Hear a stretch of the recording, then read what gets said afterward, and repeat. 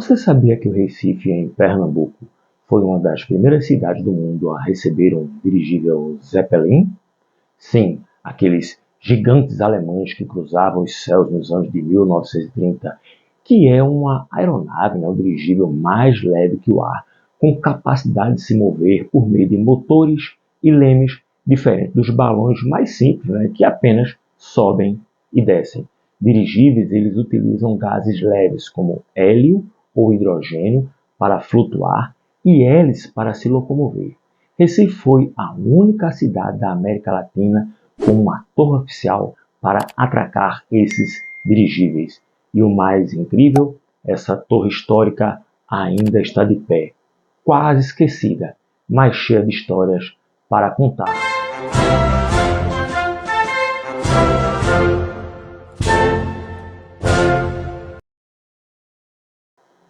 Antes dos aviões comerciais como conhecemos hoje, viajar entre os continentes era lento e complicado.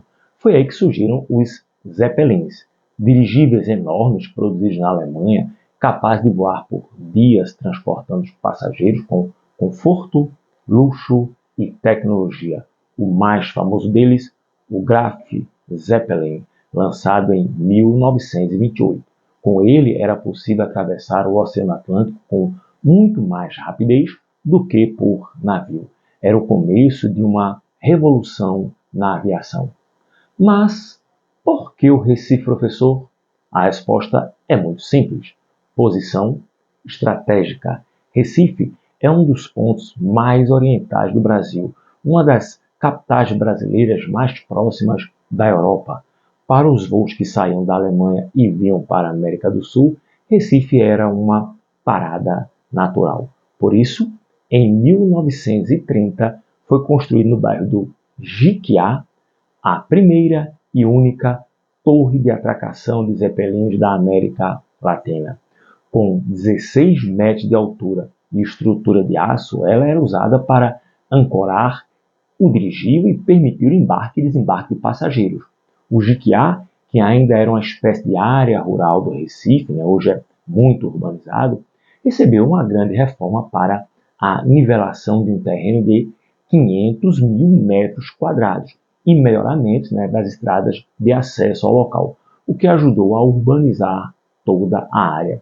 Foi então instalado no local a torre de atracação de 16 metros de altura. A primeira vinda do Graf Zeppelin foi um grande acontecimento na cidade. O Campo do Jiquiá, como ficou conhecido, recebeu até arquibancadas para quem quisesse acompanhar o primeiro pouso do dirigível Zeppelin. Existiam ingressos para entrada de pedestres e automóveis, como no espetáculo. O ingresso custava 5 mil réis para entrar no campo e apenas ver de longe. Para se aproximar e ver um pouco mais perto, como é que ele era, se pagava 10 mil réis. As visitas internas só eram possíveis para um número bem restrito de pessoas a convite do comandante. Mas como é que funcionava toda essa operação? Ora, os Zeppelins eles voavam da Alemanha até o Recife. A viagem durava cerca de 4 dias e algumas horas. A rota do Graf Zeppelin até o Recife começava por Friedrichshafen, na Alemanha, passando por Sevilha, na Espanha, Marrocos, as Ilhas Canárias e Cabo Verde, no litoral ali da África. Essa foi a primeira vez que ele cruzou a linha do Equador numa viagem que durou 48 horas. Ao chegar, eram recebidos por uma equipe de solo com dezenas de pessoas. O dirigível era amarrado na torre e ali passageiros, bagagem, correspondências e o que fosse mais eram desembarcados. Depois, o Zeppelin seguia a viagem geralmente até o Rio de Janeiro, onde passou apenas 2 horas em sua primeira viagem, o que causou uma decepção na cidade, o que está nos jornais da época. Sobrevoando ainda São Paulo e Santos, depois retornando ao Recife no dia 26 de maio. Recife era uma espécie de hub aéreo dos céus nos anos de 1930. O sucesso da viagem estimulou a criação de uma linha regular entre Friedrichshafen e Recife até o ano de 1937.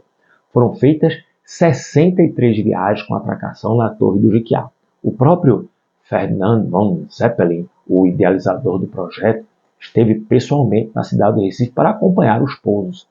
Imagina só, um dirigível de 245 metros de comprimento pairando sobre os céus do Recife, isso no começo dos anos 30, né, final dos anos 20, aterrissando com precisão na Torre de Arte do Jequiá. Era como ver uma nave espacial chegando no Brasil na década de 30. Mas né, o brilhantismo, a hegemonia desses dirigíveis demorou pouco. O fim dessa era veio rápido com a ascensão dos aviões mais potentes e principalmente com o desastre do dirigível Hindenburg, que utilizava hidrogênio como gás de sustentação, uma substância que você sabe é altamente inflamável, e que em 6 de maio de 1937, em Lakehurst, Nova Jersey, Estados Unidos, durante a tentativa de pouso, pegou fogo e foi totalmente destruída em poucos segundos, resultando na morte de 36 pessoas. Foram 13 passageiros, 22 tripulantes e um trabalhador em solo. O mundo abandonou os Zeppelins. A torre do Recife foi desativada em 1938, mas não foi destruída. Ela continua de pé até hoje no Parque de Jequiá como um monumento esquecido da história da aviação mundial. A Torre de Zeppelin do Recife é muito mais do que uma peça de metal enferrujada. Ela é um símbolo, um pedaço vivo da história do Brasil e do mundo. Pouca gente sabe, né? Mas o Nordeste brasileiro já foi a porta de entrada para o futuro da aviação. E essa torre silenciosa, firme, ainda está lá para nos lembrar disso. Se você gostou dessa história, curta o vídeo, compartilha com alguém que ama e aproveita, dá uma passadinha lá e visita a Torre de Jequiá. Para você que é recifense e quem vier de fora conhecer essa parte da história. Até o próximo episódio, pessoal.